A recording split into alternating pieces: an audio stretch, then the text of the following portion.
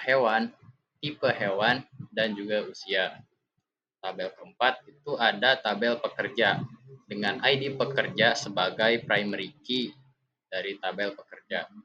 Ada nama pekerja, posisi, dan juga lama kerja. Tabel yang kelima ini ada tabel kunjung. Tabel kunjung ini sebagai sebuah penghubung dari tabel pengunjung dan juga tabel hewan. Di sini ada ID kunjung sebagai primary key dari tabel kunjung. Dan ada ID pengunjung sebagai foreign key dari tabel pengunjung. Di sini ada digunakan constraint FKID pengunjung, foreign key references pengunjung. Dan ada ID hewan yang merupakan foreign key juga dari si tabel hewan. Di sini digunakan constraint FKID hewan, foreign key, reference hewan. Dan yang terakhir, ini ada tabel perawatan. Tabel perawatan itu tabel yang menghubungkan antara hewan dan juga pekerja. Di sini ada kode rawat sebagai primary key, ID pekerja itu sebagai foreign key dari tabel pekerja. Dengan query constraint FKID pekerja, foreign key dalam kurung ID pekerja, references pekerja dalam kurung ID pekerja. Di sini juga ada ID hewan yang merupakan foreign key dari tabel hewan. Di sini digunakan constraint FKID hewan, foreign key, reference hewan, dan lain-lain. Di sini juga ada tanggal dari perawatan. Nah, tadi itu adalah pembuatan tabel dan sekarang kita lihat di model tabelnya. Saya mengisi tabelnya dengan beberapa data seperti berikut ini. ID tiket itu TK001 dan seterusnya. Jenis tiket saya bedakan menjadi dua. Yang pertama dewasa dan yang kedua anak-anak. Dan ini ada tanggal pembeliannya dan harga. Harga saya kategorikan dengan jenis tiket yang dimana jika jenis tiketnya itu untuk orang dewasa maka harganya akan menjadi 20.000. Dan jika jenis tiketnya anak-anak maka harganya itu 10.000. Yang kedua ini ada tabel hewan. Di sini ada ID hewan dengan foreign key dengan sebagai primary key-nya, maaf. Isinya ada HW001 dan seterusnya dengan nama hewan, harimau Sumatera, rusa, beruang madu dan seterusnya. Di sini tipe hewan saya bedakan ada mamalia, bertelur dan juga beranak. Dan juga ada usia daripada si hewan tersebut. Sini ada tabel pekerja dengan ID pekerja PK001, 002 dan seterusnya. Dengan nama pekerja ada Agus Saputra, Nicholas dan sebagainya. Dengan posisi ada owner, dokter hewan, penjaga hewan, manajer operasional, staf kebersihan, staf keamanan, dan juga pemandu wisata. Dengan lama kerja itu dalam bentuk tahun. Ada di sini owner 15 tahun, dokter hewan 10 tahun, dokter hewan 6 tahun dan sebagainya. Dan di sini ada tabel pengunjung dengan ID pengunjung PJ001 dan seterusnya. Dan di sini ada ID tiket yang tadi sudah kita masukkan seperti TK001, 002 dan seterusnya dengan nama pengunjung Justin Rashid, Andika Guntur dan sebagainya. Dan di sini ada usia. Usia ini akan berpengaruh dengan tiket yang dibeli atau harga dari tiket tersebut. Dan di sini ada jenis kelamin L untuk laki-laki dan P untuk perempuan. Di sini ada ID kunjung dengan ID kunjungnya KJ001, 002 dan sebagainya.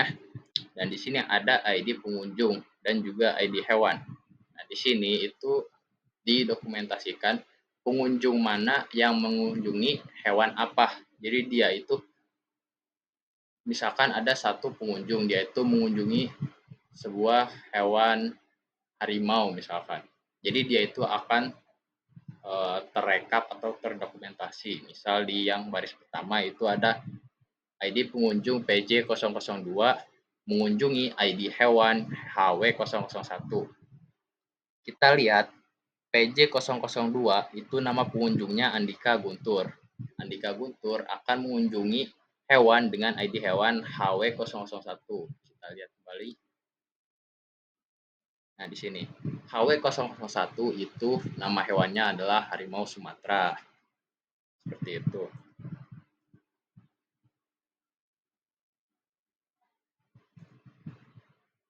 Dan di sini ada tabel terakhir yaitu tabel rawat.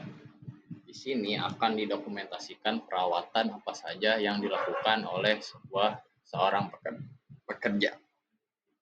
Di sini ada kode rawat dengan KR001, 002 dan sebagainya dengan ID pekerja PK002 dan 003 karena PK002 dan 003 itu yaitu posisinya sebagai dokter hewan.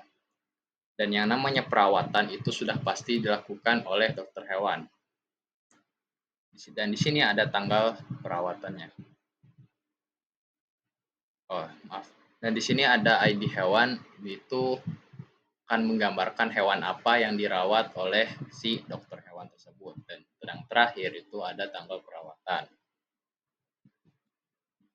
Nah, yang selanjutnya itu ada keamanan basis data. Keamanan basis data ini saya bagi menjadi dua. Yang pertama, potensi ancaman keamanan basis data. Dan yang pertama, potensi ancaman keamanan basis data. Dan yang kedua, itu ada proteksi keamanan basis data. Dan di yang pertama dulu, potensi ancaman keamanan basis data.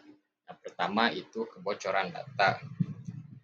Kebocoran data ini bisa saja karena data itu sensitif, dicuri oleh orang, atau melalui peretasan eksternal, seperti misal diretas oleh seorang hacker yang ingin mengambil data kita. Yang kedua itu akses tidak sah oleh pengguna internal. Contohnya seperti penyalahgunaan hak akses data tanpa seizin dari owner ataupun administratornya. Yang ketiga itu ada kehilangan data akibat bencana alam. Contohnya misalkan kerusakan hardware dan data karena bencana alam, gempa bumi, ataupun kebakaran, ataupun banjir, dan lain sebagainya. Yang keempat itu ada ransomware dan malware. Nah, apa itu? Yaitu seperti perangkat lunak yang berbahaya yang menyerang server daripada basis data, mengenkripsi data, dan mencuri informasi. Nah, lanjut ke yang kedua itu ada proteksi keamanan basis data. Yang pertama ada proses backup data. Backup data ini meliputi backup harian, mingguan, maupun bulanan sesuai dengan kebutuhan. Dan ada satu strategi incremental backup yang dimana hanya mencadangkan data yang berbeda untuk menghemat ruang. Dan juga backup data ini bisa dengan cara menyimpan salinan data di tempat yang berbeda. Contohnya seperti di cloud, di flash disk, dan lain sebagainya. Yang kedua itu ada pemberian hak akses. Pemberian hak akses ini bisa dengan cara setiap pengguna itu hanya diberikan akses sesuai dengan kebutuhan atau tugasnya. Seperti contohnya administrator itu memiliki hak akan membaca, menulis, dan juga menghapus data. Sedangkan ada staf operasional yang memiliki hak hanya untuk membaca dan memasukkan data tanpa hak untuk menghapus. Dan juga ada pengguna akhir atau user yang memiliki hak hanya untuk melihat data yang relevan. Yang ketiga itu ada proteksi keamanan hardware. Proteksi keamanan hardware itu seperti apa? Salah satu upayanya bisa dengan cara pemasangan CCTV dan juga mengontrol akses fisik seperti dan juga pemadam api, dan dipastikan bahwa server database itu terletak di ruangan yang aman dan hanya dapat diakses oleh orang yang berwenang. Yang terakhir itu ada proteksi keamanan software. Proteksi keamanan software ini bisa dilakukan dengan upaya penggunaan firewall untuk mencegah akses dari alamat IP yang mencurigakan dan juga antivirus untuk melindungi basis data dari serangan malware. Selain itu, bisa menggunakan enkripsi untuk melindungi data yang disimpan dalam database. Yang terakhir, kita memasuki di kesimpulan. Jadi basis data kebun binatang ini dirancang dengan ERD yang mencakup entitas utama seperti pengunjung, tiket, hewan, perawatan, pekerja, dan kunjung. Dalam implementasi basis data ini, rancangan tabel menggunakan primary key dan foreign key untuk menjamin integritas data dan menghindari redundansi data. Sistem keamanan basis data itu yang tadi telah saya sebutkan itu dirancang untuk menghadapi berbagai ancaman. Dengan dukungan sistem keamanan yang komprehensif, basis data kebun binatang dapat dioperasikan dengan secara aman dan andal, mendukung kelancaran aktivitas operasional serta perlindungan informasi penting. Dan sekian presentasi dari saya. Lebih dan kurangnya saya mohon maaf. Sekian dan terima kasih. Assalamualaikum warahmatullahi wabarakatuh.